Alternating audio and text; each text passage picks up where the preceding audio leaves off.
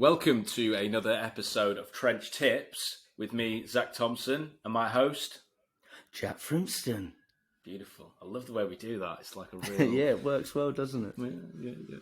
Yeah. This week, I wanted to talk about one of my favourite subjects. When I say my favourite, it's probably the one that I get asked about most commonly in our team, because it's probably the most common objection that I certainly get down here in Bournemouth. I don't know if you're the same in Manchester, Jack, but it's, of course, the email objection. The email objection. I mean, they come in all shapes and sizes. They come at all parts of the call. You think you've got someone, send me an email. An objection as old as time. Exactly. At the start of the call, you get, oh, not right now. Could you send me an email? And how do we approach the different scenarios and different times the email objection comes up and strengthen our chances of getting the best results? So, firstly, Jack, probably a question for you. If you're getting an email objection, what is that telling you? If you're getting an email objection, it generally means that they're not interested. Now, the way to look at this is you want to look upstream. If you get to the end, if it's somebody that says, send me an email, they're probably not receptive to sales calls. They don't like that pattern interrupt, whatever, if it's at the start. Let's not focus on that because those people, we don't even know if we can solve their problems anyway. If you get to the end, you've had a good conversation, you find out they've got a problem, you find out they're motivated to fix that problem, you know where they want to be in the future, all of these things, say, brilliant, okay, and you get into whatever kind of close or whatever you do to arrange a meeting, and they go, it all sounds good, but I'd like to see something first. Something has gone wrong along the way. Typically, you need to look upstream to focus on, are they emotionally bought in enough? Are they motivated? Is this problem actually a burning problem? Where's the impact of this problem? All of these different things. If they're asking for an email, typically something has gone wrong along the way. Is there anything that you wanted to add on that, Zach? Interested. Yes, I would agree. I think you're probably, more often than not, lacking some sort of like emotional component. So some part of, oh yeah, I'm in a lot of pain here. Because it'd be very...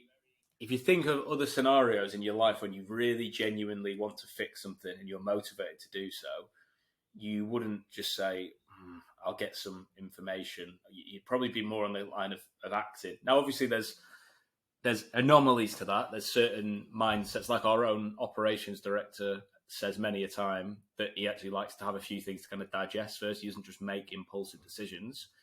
So there are things there, but there's probably ways that we would deal with Ben and ways we have dealt with him as well. Absolutely. So let's get into the practical element of this then. So let's come up with a few different scenarios and talk about how we deal with them. So let's say, Jack, you've made a phone call, you've done your pattern interrupt, you get in through your 30 seconds, they just about let you have that 30 seconds, and they say, you know what, could you send me an email? So right at the start, what's your response to that? There's a couple that we really, really like. I think one of them is 9 times out of 10, when somebody asks me to send them an email, what do they really mean? They mean they're not interested. They mean they're not interested. So if I send you an email, what does that mean for you? Well, I'll definitely look at it. You'll definitely look at it? Yeah, I wouldn't waste your time. Okay, so if I go away and I spend 30 minutes using my best GCSE English, Mrs. Gladwin's going to be so proud of me that the email that I'm going to send you. What are the chances that you're going to reply to that email? Well, if you've gone to that much effort, I will definitely endeavour to get back to you. It just depends how busy I am. Okay, people have told me that before. And then they see it and they think, what a scumbag salesman. I'm going to ghost you for the rest of my life. What are the chances of that happening? What are you putting in your emails? that's another podcast. I think the beauty of that is sales, I think, for a long time has been, here's decision maker, here's lowly salesperson, sort of talking up like, please can I borrow some time? Please can I have some more, sir? Like Oliver Twist or something. Whereas this straight away challenges that and puts you on, look, I'm as important as you here, Mr. or Mrs. or they or them. Like, I'm here to also like get I'm going to put some time in here, and I want something in return. So what are Yeah. you going to get for me? And what have you found is the actual outcome of being more like that? They're either not interested or and you kind of disqualify, and that's really all a salesperson's job is to do, is to qualify or disqualify as quick as possible. And if you challenge behavior, I think the key word is challenging behavior. People don't want to do that, and you are right. It's because of the perception of salespeople and where we are in the hierarchy, in the pecking order. There's a slide I use when I'm doing sales training, and it's my face superimposed on a dog's body, on my hands and my knees, just walking with somebody with a dog's collar around me. And it's just to remember that you aren't your prospect's bitch at any point. It's 50-50. Wow. Beautiful. How does that bit go down, that slide? It goes down quite well, surprisingly. But yeah, I think challenging behaviour and calling things out, and I think if you go into those sales calls and you say, actually, it is a 50-50 relationship of me trying to help someone and you, someone that needs help, a lot shifts in that perspective, and it would probably be more than you think in terms of your tonality, your pace, the questions you ask.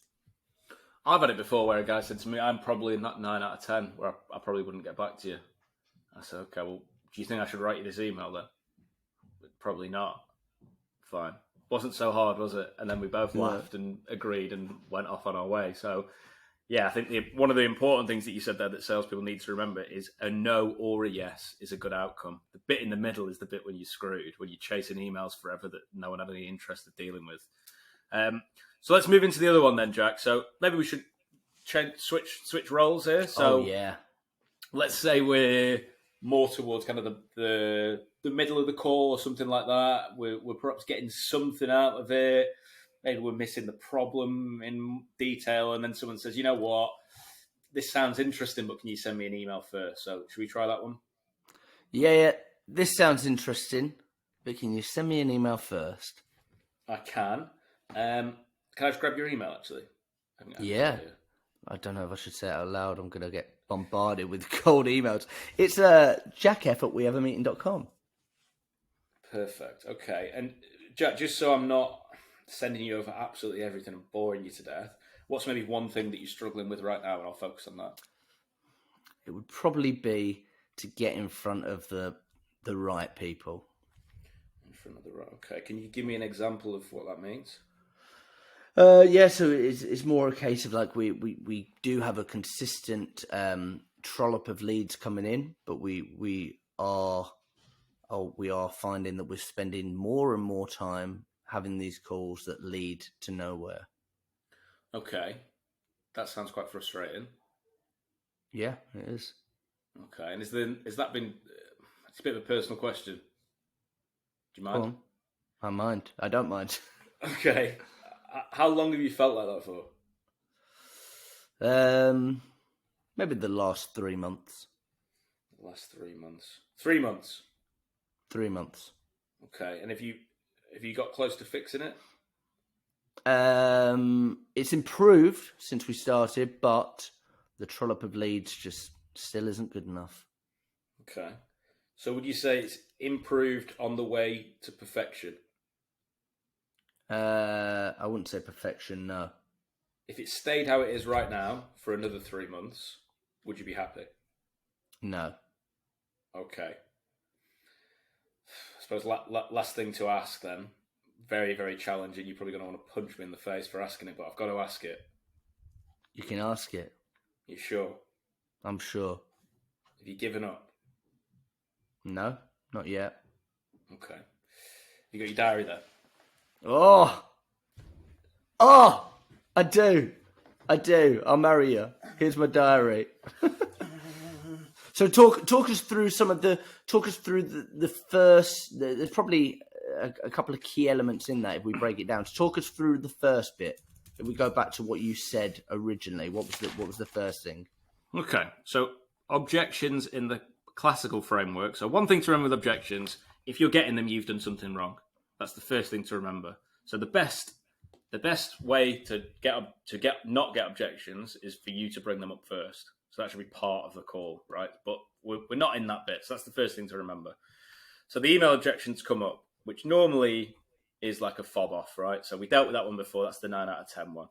The other one is that we think there's some interest here, but actually, are we there yet? And we're kind of missing this problem piece. So you can really use this as a way of angling in and getting the problem. So you can say, yeah, that's fine. I probably need to focus on one problem in this, just so I'm not wasting your time. What's maybe one problem that you're struggling with right now? And then we get that problem. So if you look at the board behind me, again, get on YouTube if you've not got access to it. But the first thing I'm going to get is the problem. And then all I did was treated it like we were at the start of the call again. Did you notice that? So as soon as you gave me the problem, I just went back to this. Okay, can you give me an example of that? Oh, that sounds quite frustrating. Where would you be if we fixed it in 3 months? Would you, or you stayed as you are in 3 months? Yeah, I wouldn't be happy with it. Okay, great, you got your diary there. Yeah. There was some challenging that went on in there, some tough questions, but really we just used the email objection to almost go back in, like just a big loop round to the start of the call. That's it. It's kind of like a bit of like a doctor's surgery. Do you know what I mean? They've tried operating. It's like, we think we've got the bullet out, and then it's like, ding, ding, ding. We've got to go back in. We've got to do it again, like that Mr. Bean scene with the M&M. It's like we're going back into it, and that's a good place to go, because if something hasn't happened and you're looking upstream to say, what have we missed? What isn't right here? Well, actually, take it back and really understand them and really find out if they're motivated. They may be interested. Yeah. Let's do. Do you know what's interesting? And it'll show if people listen to the whole thing. Let's do the LinkedIn clickbait part right now. Okay. Right. What are you gonna... let's see if anyone calls us out on this one. Right. So I'm going to say this to you. Feel free, if you do see it, to call us out all over LinkedIn. Call us out and say that you heard us do it at the wrong part. God. You know Someone's what? got a drama degree. Sorry, go again. You know what? I think I've got probably the best email objection handle turnaround to meeting close that's out there. I think I've got the best one. I don't mind saying it. I think I've got the best one. Will you share it with me?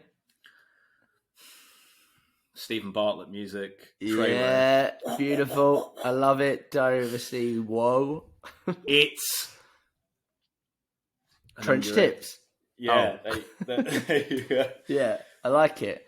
Okay, is there anything that we're missing there on the email objection? I mean, you could probably explore this for hours and hours and on end. There are lots. The first one is like, is it a fob off? If it is, be honest with yourself, because you're just wasting your own time, and you're also probably putting something in your CRM that's going to like piss your boss off. And if it's your own business, you're going to put something in your CRM that's pissing you off. The other one is if it's not, and it's just a bit of like a stall, then you can use it to go back in and get the problem, and then use it to push the call forward. So there's almost like two lanes you can take with it.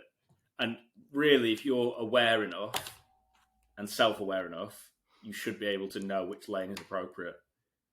Okay. So I think that's all I would say. Would you add anything to that? Well, I would just discuss the next bit. So you've gone back into the problem. You've taken to the email. I am really interested. I've got a business partner. I want to sit down with him about it. And I know that you probably combat it, blah, blah, blah, whatever. They're very adamant that they are interested. They have a problem. They are motivated. They need to see something first, and then they're going to maybe reply and arrange something. That's what they're saying. Okay. I'll just send it over. I don't have my diary in front of me. Yeah, I know I want to sit down. I don't have my diary in front of me. Email me something over. I'll reply with a Candy link, a date, whatever. So it's that next steps bit, because you're getting butterflies. Fucking, this guy wants to book a meeting with me. I've just handled his objection. God, I'm great. And then it's the next steps bit, and it's just outlining what you're going to do and where you're going to take it. So where would you take it? All right. So I'd probably put my best Tommy Shelby voice on. Okay. Right. I'd lean in like this and I'd say, look, I don't mind sending you an email. Right. And then they start thinking, fucking hell, this guy means business. Yeah. And I say, when I've sent you this email, what's going to happen then? And you say? I'm going to reply with my Candly link. All right. What happens if you don't? I will. But if you don't? Well, if I don't, then you could call me back next week and I'll have my diary in front of me. Okay, I'm going to call you on the second week of the first month, on a telephone call. Private number, Birmingham. And what are you going to do for me then? I'm going to book that goddamn meeting, Shelby. Really, what we're saying is, I'm going to say. So first of all, I'm going to send you an email, right? And then what? Well, then I'm going to read it. Then what? Well, then I'm going to pass it around to people if it's of interest. Okay. How will I know if it's of interest? Well, we'll let you know. Okay. But then the other part of this is, once I've sent you this email, what do you think I'm going to do as a salesperson? You're probably going to want to follow up with me. Okay. Are you comfortable with me doing that? With you following up with me? Yes. Well, yeah, I suppose it's part of the process. Because the thing is, you can just say no to me. But if you're saying send me an email, you actually mean you're quite happy to be followed up with. I just want to make sure we're all comfortable with this. Yeah, we're all comfortable. Okay. So let's do this. And I'll send you this email. How long do you think you need to process it, Jack? A week. A week, okay. So a week. So in a week's time, this time, I'm going to call you. Yeah? I'll send you a little invite to your diary so you know to expect my call, so you can email me back if you want and say I'm not interested. Or what you can do is save the number. When I call you, you can ignore it. I'll leave you a voicemail. If you don't get back to me, I'll assume you're not interested. Does that sound fair enough? Sounds absolutely fair. And I think it's one of those things. A lot of people worry when they do the callback or the follow-up call. Hi, it's Jack here. I was just catching up, really. I sent you a... Whereas if you do all of this correctly along the way, you can then eliminate all of that and go, Zach, it's Tommy Shelby again. There's a lot. Do you know what I mean? It's that bloody sales. It's that annoying sales bloke. I said I was going to call you at 7 p.m. I didn't know you could do Tommy. Well, we'll talk about that. That was good. Do it again. No, I'm not doing it. You can't push me into a corner like this. But you say, and then they say, right, okay, I'll call you on the 7th at 7. And then you call back and you say, Zach, it's Tommy. I said I'd call you on the 7th at 7th. Did you get my? And then you can follow into the conversation like that. It's just making your life easier for the future. The last thing you want to be doing is calling people back. I was just curious if you got my. Of course, you were curious. I think that's a great place to leave it. I know Benjamin's got an interesting point on this as well, Mr. Dennehy. That you cannot send the email and call back and say, "Did you get my email?" And sometimes people say yes. So it will gauge how how interested. If they really wanted one, they'll probably say, "No, I didn't get one." The issue you've probably got is when you don't send one and people say, "Yeah, I got it," and I'm not interested.